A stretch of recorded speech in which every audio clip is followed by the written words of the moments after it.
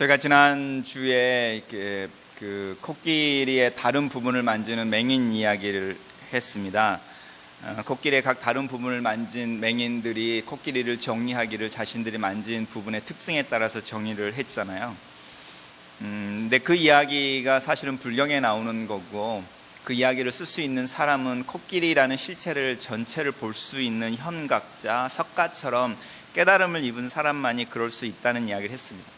근데 그 비유를 하나님에게 적용할 때 우리는 하나님이 코끼리라는 사실 자체를 알 수가 없기 때문에 우리가 만지고 있는 부분을 가지고 하나님이 어떤 분이다라고 말을 하는 것이 사실은 어렵습니다. 그래서 교회에서 쓰는 단어 중에 하나가 계시라는 단어입니다.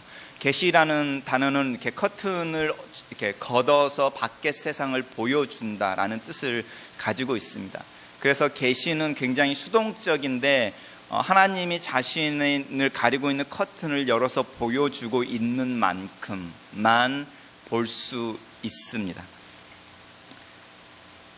네, 성경을 통해서 하나님이 보여주시는 면은 사실은 한 면입니다. 다른 말로 코끼리의 비유를 들어서 설명을 하자고 하면 우리가 만지고 있는 하나님이라는 코끼리는 다 한 부분이라는 겁니다. 모든 그리스도인이 만약에 코끼리의 꼬리를 만지고 있다면 한 꼬리만 만지고 있는 거죠. 그리고 우리는 고백하기를 하나님은 이렇게 뱀처럼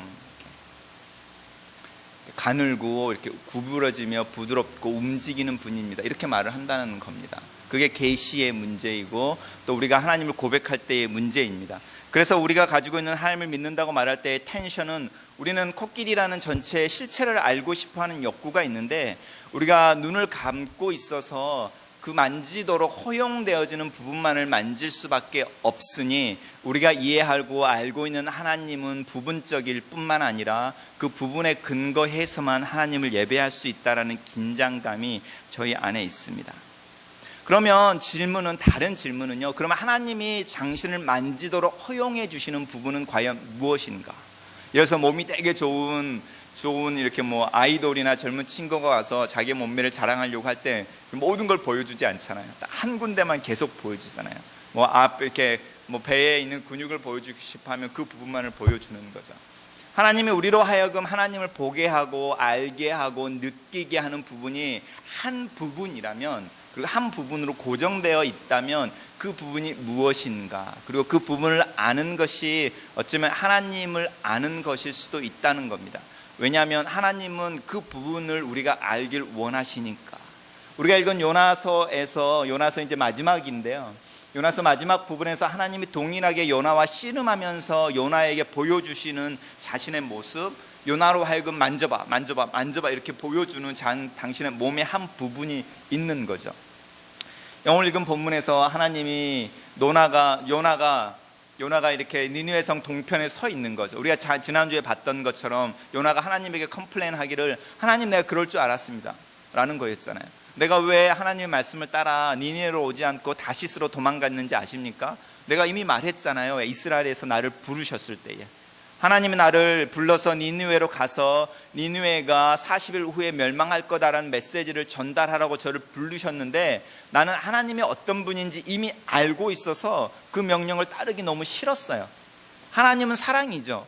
인애가 넘치죠. 자비로우시죠. 그래서 나로 하여금 너희들 맞을 거야 이렇게 메시지를 전하라고 해놓고 매를 맞을 애가 더 잘못했어 이렇게 말하면 매 안 때릴 거잖아요. 그러면 나만 전문 용어로 쪽팔리는 거잖아요. 네, 그래서 그 쪽팔림이 싫어서 하나님 말씀 안 듣고 싶었다니까요. 이렇게 불평을 한 게 지난주의 내용이었습니다. 오늘 본문에서 여전히 그 고집을 꺾지 않는 거죠. 하나님이 40일 후에 니느웨를 멸망시킨다고 했으니 약속 지키세요, 이건 거죠. 약속했으니까 지키세요. 저희 아이들이 저한테 와서 이야기하는, 아빠 약속했지 지켜 이렇게 말하는 거랑 똑같은 겁니다. 이 아이들은 아빠가 주머니에 한정된 정도의 이렇게 돈이 있어서 갑자기 다른 것에 쓰여져 버리면 그 약속을 지킬 수 없는 상황이라는 것도 사실 알지 못하는 거죠. 그 다음에 그런 것들이 부족해서 그 아이들에게 그 약속을 지키지 못할 때 아빠의 마음이 많이 아프다라는 것을 사실 모르는 거죠. 그래서 제가 지난주에도 말씀드렸던 것처럼 우리가 아버지를 알아갈 때에 아빠 이렇게 말하기에 아버지를 알아가는 단계가 있는가 하면 제 아버지의 이름은 김자, 경자, 웅자입니다. 이렇게 아버지의 이름을 말할 수 있는 단계도 있지만 아버지가 삶을 살아가면서 지고 있는 인생의 짐, 그거를 같이 느껴주는 레벨도 있다는 거였습니다. 제가 저희 아버지를 이해하게 된 때가 거의 30대 이렇게 초반이었습니다. 그때 처음으로 저와 저희 아버지가 저희 아버지 어릴 때 이야기를 13살에 결혼을 하는 거죠. 7남매의 ματ이로서 13살에 결혼을 해서 집안의 식구의 입을 하나라도 덜기 위해 분가를 하고 13살에 가장이 되어서 가정을 꾸려나가는데 해야 될 일들이 없으니까 그 작은 100명 사는 섬에서 어떻게 살아나가겠습니까? 이제 그런 이야기들을 하는 거죠. 그러면서 밑으로 있는 5 형제들을 키우고 저희 막내 삼촌이랑 저희 큰 누님이 나이가 똑같거든요. 그러니까 시골에서 이제 초등학교를 마치고 중학교로 보내야 되면 도시로 옮겨가야 하는데 막내 동생을 키울 거냐 아니면 큰 딸을 키울 거냐, 이런 딜레마 역할 속에서 막내 삼촌을 키우기로 작정을 해서 100명이 사는 동네에서 저희 막내 삼촌이 수도 공부를 그 당시에 서울로 가서 수도 공부를 하는데 그 당시에 되게 들어가기 어려울 뿐만 유명한 공고를 졸업하고 철도청에 들어가서 이렇게 일하는 과정들. 그렇지만 그 선택의 결과로 당신이 낳은 첫 딸, 그 딸은 나이가 되자마자 옆 섬으로, 그러니까 초등학교를 마치고 학교를 더 이상 다니지 못했고 나이가 차자마자 중매로 누군가에게 시집을 보내야 하는 이런 이야기들을 느끼는 레벨의 알미라는 게 있다는 이야기를 했습니다. 요나와 하나님의 관계 속에서 사실 요나는 아빠 이러하는 단계, 그 단계를 조금 넘으면 하나님은 사랑이시고 자비하시고 은혜가 이렇게 사랑이 무궁하셔서 화를 더디 내지 아니하시고, 그래서 잘못했습니다라고 말하면 용서해 버리시는 하나님인 줄 내가 알았습니다, 이렇게 말하는, 내 아버지는 아버지의 성함은 누구입니다 라고 말하는 레벨. 그렇지만 여전히 하나님 약속했으니 지키세요 라고 이야기하고 있는 본문의 계속인 겁니다. 근데 하나님이 요나에게 또 우리에게 동일하게 계속 보여주고 싶어 하시는 부분이 오늘 본문 속에서 나타나는 거는요, 요나가 그렇게 때를 쓰고 하나님 약속 지켜서 니느웨 멸망시키세요, 마음 돌이킨 거 다시 돌이키셔서 나한테 처음 했던 말 지키세요, 이렇게 데모를 하고 있을 때에 하나님이 요나를 생각하셔서 이렇게 말하고 있죠. 생각하셔서 박넝쿨 하나를 키워서 그 뜨거운 사막 볕 앞에 놓여 이렇게 앉아서 데모하고 있는 그 요나의 머리에 그늘을 만들어 줍니다. 그러니까 요나가 그게 좋았다라는 거잖아요. 그 다음 날 그 박넝쿨이 없어져 버리는 거죠. 벌레가 먹어서 없어지니까. 그러니까 요나가 화를 내고 죽기를 자청했다라는 겁니다. 근데 제가 이 두 개의 이야기를 하는데, 어제 하나님이 하나님이 요나를 생각해서 박넝쿨을 만들어 주셨다. 그러니 요나가 즐거워했다. 둘째 날 하나님이 박넝쿨을 없앴다. 요나가 죽기를 원했다. 지금 똑같은 패턴이 반복이 되어지고 있는데 위에 맨 처음에 한 문장이 지금 빠져 있는 거 기억나시죠? 하나님이 요나를 생각했다. 그래서 박넝쿨을 만들어서 그늘을 만들어 주었다. 요나가 기뻐했다. 그 다음에 여전히 똑같은 거죠. 하나님이 요나를 생각했다. 그래서 박넝쿨을 없앴다. 요나가 죽기를 원했다. 우리에게 오는 챌린지는요, 하나님이 요나를 생각했다, 박넝쿨을 줬다. 하나님이 요나를 생각했다, 박넝쿨을 없앴다. 거기에 텐션이 있는 거죠. 우리가 믿음으로 하나님 앞에 나아갈 때에 하나님의 마음을 공유하는 단계, 아까 제가 인조이 한다라는 이야기를 했는데요, 하나님을 인조이 하는 단계로 들어가지 못할 때의 한계가 무엇이냐면, 내 머리 위에 박넝쿨이 있어서 그늘이 졌다, 좋고 즐거운 거고 하나님이 나를 생각했다, 이렇게 말할 수 있죠. 박넝쿨이 없어져 버렸어요. 내가 죽기를 원해요. 맨 앞에 있는 문장은요, 그럼 하나님이 나를 더 이상 생각하지 않는다? 아니면 하나님이 나를 미워한다? 하나님이 나를 심판하신다? 이런 게 아닌 거죠. 거기에 문장은 여전히 하나님이 나를 생각하신다. 우리가 신앙생활을 하면서 계속 하나님이 가르쳐주고 싶어 하시는 거는요, 하나님이 사랑이라는 거죠. 그 근육을 보여주고 싶어 하시는 거죠. 그 부분의 몸을 만져보게 하시는 거죠. 하나님이 사랑이시다. 근데 우리에게 들어오는 챌린지는 무엇이냐면 우리는 그 근육을 만져보고 싶어하지 않는 겁니다. 우리는 어디에 더 민감하고 있냐면요, 요나처럼요, 우리가 처해져 있는 상황에 더 민감한 거죠. 우리가 가지고 있는 문제에 더 민감합니다. 우리가 가지고 있는 결핍이나 필요에 더 민감해서 하나님 앞에 나아갈 때에 내 필요를 채워주십시오, 내 문제를 해결해 주십시오, 내 고민을 해결해 주십시오 라는 거죠. 그 상황을 들고 자꾸 나아가는데 하나님은 무슨 이야기를 하고 있냐면 내가 누구지? 내가 누군데? 이 질문을 계속 해오시는 겁니다. 그러니까 우리가 하나님 앞에 나아갈 때 들고 가는 짐과 하나님 우리에게 주는 선물이 서로 다른 겁니다. 그러니까 주파수가 다르니까 어긋나는 것처럼 보이는 거죠. 계속 하나님이 요나를 통해서 계속적으로 가르쳐 주는 거죠. 내가 너를 생각했다. 박넝쿨이 없을 때도 내가 너를 생각하는 거야. 왜냐하면 너에게 내가 누구인지를 가르쳐 주고 싶어 하는 거죠. 그리고 나서 하나님이 누구를 또 생각해요? 요나와 니느웨 사람들을 생각해서 그들을 향한 징계를 돌이키셨다는 거죠. 그러니까 세 케이스 다 하나님에 대해서 이야기하고 있는 것은 하나님이 그들을 생각하셨다. 그 원리가 우리에게 적용을 시킬 때에 우리가 하나님 앞에 나아갈 때의 첫 번째 센텐스, 하나님이 나를 생각하신다. 하나님이 우리를 생각하신다. 그것을 고백해내는 게 믿음이라는 겁니다. 그 믿음을 고백해내다 보면 어쩔 때는 박넝쿨 밑에 있는 나를 발견할 때도 있고요, 어제까지 그늘을 가려줬던 그 그늘이 없어져 버려서 떼약볕에 노출되어서 땀을 뻘뻘 흘리고 있는 내 자신을 발견할 때도 있다는 겁니다.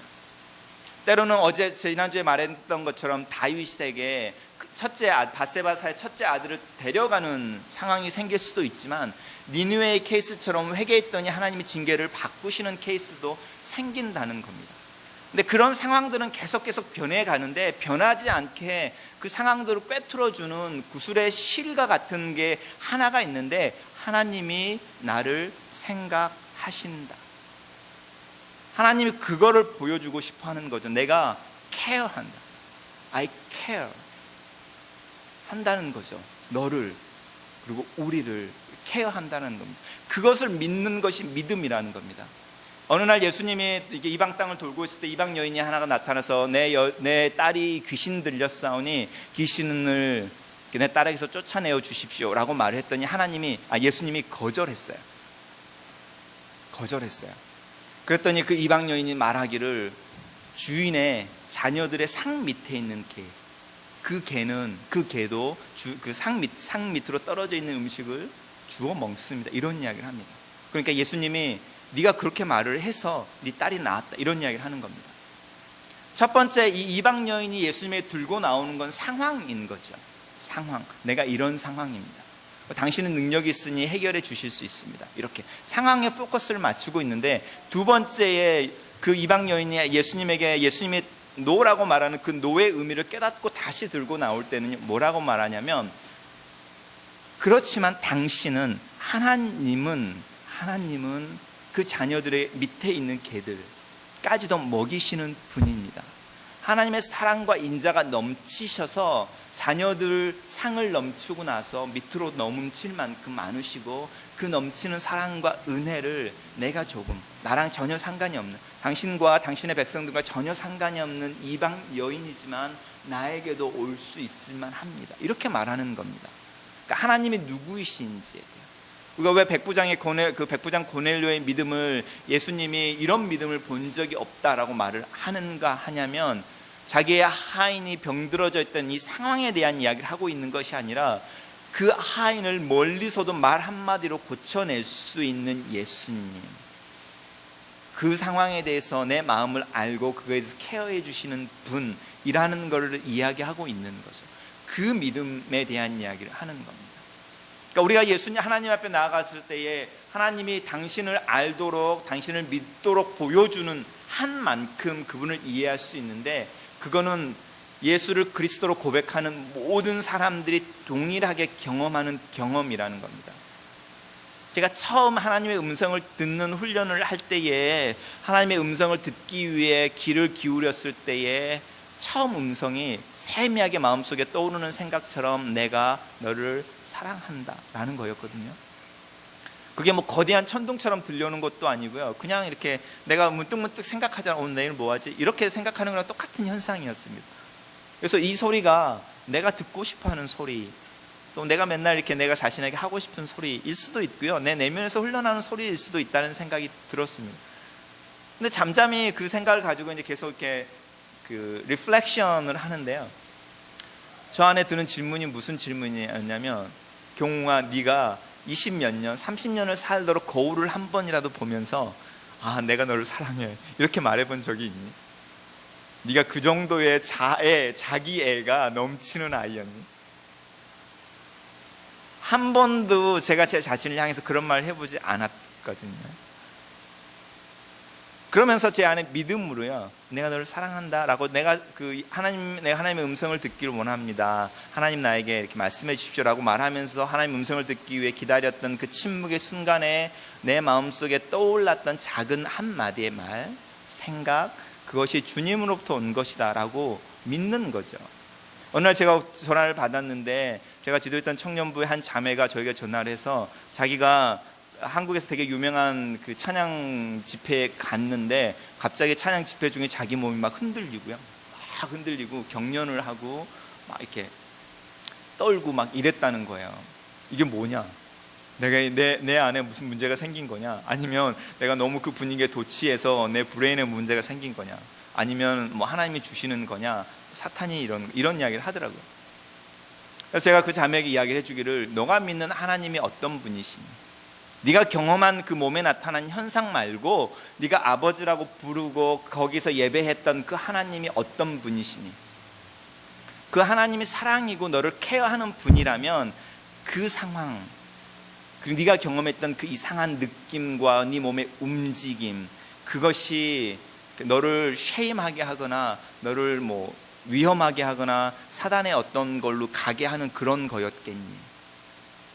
그래서 그 상황을 들고 다시 기도해봐. 하나님은 사랑이시고 내 아버지시고 나를 케어하시는 분인데, 그럼 내가 찬양 집회에 하나님을 예배하면서 경험했던 이 몸의 경험들은 무엇입니까? 어떻게 된 것일까요? 이렇게 기도해봐 라는 거였습니다. 제가 이제 번아웃을 당해서 사역을 그만둬야겠다라고 생각을 할 때에 저를 잘 알고 있는 분이 소위 말하는 은사를 가지고 있는 한 분을 만나게 해주셨어요. 그분하고 특별히 저녁 식사를 할 수 있는 자리를 그분이 직접 만들어 주셨는데, 그분을 만날 수 있는 기회가 흔하지 않는 분이었거든요. 지금도 YM에서 전 세계를 돌며 선교를 하고 계시는, 사역을 하고 강의를 하고 계시는 분인데, 그분의 은사가 무엇이냐면, 그분이 말씀해 주시기를, 저희 그분을 만나도록 소개시켜 주시는 분이 말씀해 주기를, 나에게 소개시켜 주려고 하는 이분이 은사가 있는데, 그 은사는 그 사람 앞에 딱 서면 이 사람이 이렇게 나에게 뭐가 필요한지를 다 말해줄 거라는 거예요. 이해가 되시죠? 근데 제가 그때 번아웃 되어졌던 게 제 안에 숨기운 어떤 죄 때문이었는데, 제가 그 말을 딱 듣는 순간에요, 내가 그 앞에 섰는데 다윗 앞에 섰던 다윗을 찾아갔던 나단처럼 내가 이렇게 씨름하고 있는 그 죄를 확 발가벗기면 어떻게? 더구나 내가 이렇게 사역하고 같이 이렇게 가르치고 성경 공부하던 청년들과 같이 가서 그분을 만날 텐데, 이 내가 가르치던 청년들 앞에서 내가 숨기고 내가 번아웃 될 정도로 씨름하는 죄가 확 이렇게 밝혀지면 어떻게 하지? 이런 두려움이 생기는 거죠.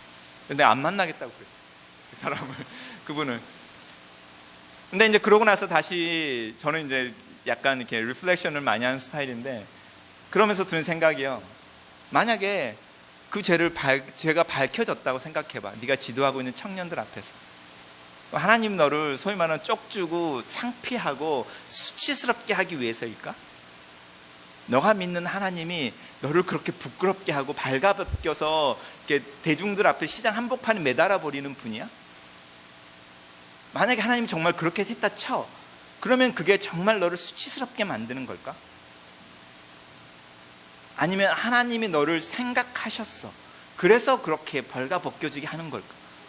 그러니까 하나님이 어떤 분이시지? 이걸로 돌아가는 거죠. 믿음이 생겼어요. 하나님에 대한 믿음이. 그래서 그분을 만났어요. 그분이 저에게 정말로 심플하게요, 형제, 아침에 말씀을 묵상하지요. 제가 네, 그래서 말씀을 묵상할 때에 형제 마음속에 있는 그 눌리는 거를 단순히 고백해. 그리고 성경에 고백하면 용서한다고 했잖아. 믿어. 하나님은 사랑이니까 이렇게 말하는 거예요. 그리고 그분이 저에게 조언을 해주는 몇 가지들은 정말 제가 이렇게 뭐라고 씨름하는 문제들에 대해서 클리어하게 하나님이 지금 너의 상태, 너의 너됨, 너의 수준 그런 거에 대해서 만족해 하셔, 인정해, 이런 이야기들을 해주셨어요. 그러니까 결국은 뭐냐면 하나님이 어떤 분이시지라는 거죠. 그러니까 믿음은 계속 우리로 하여금 환경을 바라보게 하는 게 아니라 하나님을 바라보게 하는 겁니다. 왜 우리의 믿음의 역사가 없을까요? 내가 하나님을 믿고 기도하는 것 같은데 왜 내 상황은 변하지 않는 걸까요? 어쩌면 우리는 우리가 씨름하고 있는 믿음의 첫 번째 센텐스를 잊고 있을 수도 있는 겁니다. 하나님이 나를 케어하신다. 그게 욥의 믿음이죠. 하나님이 주신 이도 하나님, 취하신 이도 하나님. 너에게 이 재앙을 주는 네가 믿는 하나님 이름 욕하고 자살해버려 라고 말하는 자기 부인을 향해서 아니야, 하나님은 여전히 나를 케어하셔. 그 믿음의 결국이 하나님을 만났다라는 거잖아요. 그 씨름이 해결이 됐다는 거잖아요. 그 재앙 같은 어두움의 터널에 끝이 있더라는 거죠. 그리고 그 터널을 지나가는 동안 걸어갈 수 있는 어떤 힘이 나도 모르게 내 안에서 공급되어지더라라는 고백이 있는 거죠. 그게 믿음인 겁니다. 요나를 향해서, 우리를 향해서 하나님이 이야기하는 것, 너의 상황, 그리고 그 상황에 초점을 맞추게 되면 네 상황보다 더 좋은 사람들의 상황을 보게 될 거고, 그러면 이 상황은 어떻게 된 겁니까 하나님? 이렇게 말할 거라는 겁니다. 이 사람의 믿음은 나보다 훨씬 더 작은 것 같은데, 이 사람은 아예 교회도 안 다니고 하나님을 믿지도 않는데 이 사람은 왜 이렇게 잘 풀리는 겁니까? 라고 말할 거라는 겁니다. 근데 그러는 중에 놓치는 첫 번째 센텐스, 하나님이 자신을 열어서 항상 고백해내고 우리로 하여금 알도록 환하게 커튼을 열어서 보여주고 있는 한 문장을 놓쳐버린다는 겁니다. 하나님이 사랑이셔서 나를 케어하고 계신다. 요나의 고백, 요나의 이야기는요, 그 고백 앞에 오픈 엔딩으로 끝나는 거죠. 요나가 그걸 깨닫고 하나님 나를 케어하시는 것처럼 다른 사람도 케어하시는군요. 하나님 나를 케어하시니 내 위에는 박넝쿨 없는 박넝쿨 문제가 아니군요. 이렇게 나갔을까요? 아니면 계속 어린아이처럼 거기서 이렇게 발버둥 치면서 약속 지켜서 내 노래니까 이렇게 평생을 이렇게 발버둥 치고 때를 쓰다가 그 인생이 끝났을까요? 우리와 요나를 비교해 보십시오. 우리가 예수를 믿고 하나님을 아버지라 부르며 신앙생활을 하고 있는데 우리의 신앙은, 특별히 하나님을 아는 그 믿음은 어디에 머물러 있는지, 또 다른 하나님을 알려고 하는 것이 아니라 이미 하나님이 클리어하게 보여주고 우리로 하여금 당신을 만지도록 해주는 부분이 있는데, 그 부분으로 하나님은 우리가 충분하다고 생각하시는 거죠. 그 부분조차도 아직 못 만지고 있고, 그 부분조차도 아직 이렇게 충분히 마셔서 즐기지 못하고 있는데, 또 다른 거, 또 다른 기적, 또 다른 신앙의 체험, 또 다른 이해, 또 다른 행복과 성공을 추구하고 있지는 않은지. 같이 기도하겠습니다.